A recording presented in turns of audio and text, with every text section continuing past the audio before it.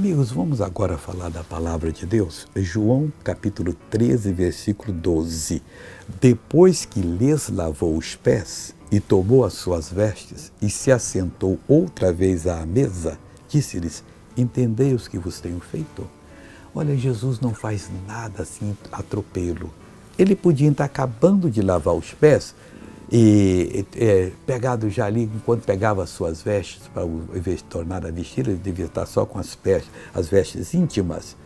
E já podia, vocês entenderam o que eu fiz? Não. Primeiro ele assentou-se outra vez à mesa, então lhes disse: pega essas coisas de Jesus, porque ele não é um apressado. Vocês estão entendendo? Vamos lá agora. Não, ele sabe de tudo.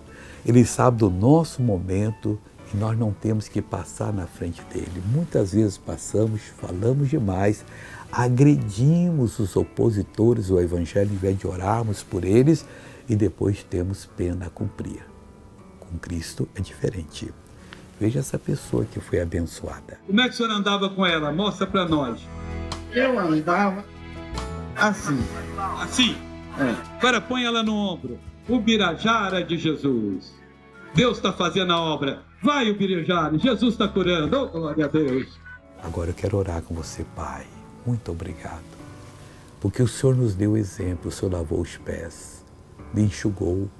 Depois, então, o Senhor tirou aquela toalha com a qual o Senhor estava cingido e trocou de vestes e veio e assentou-se à mesa e só então o Senhor conversou com as pessoas.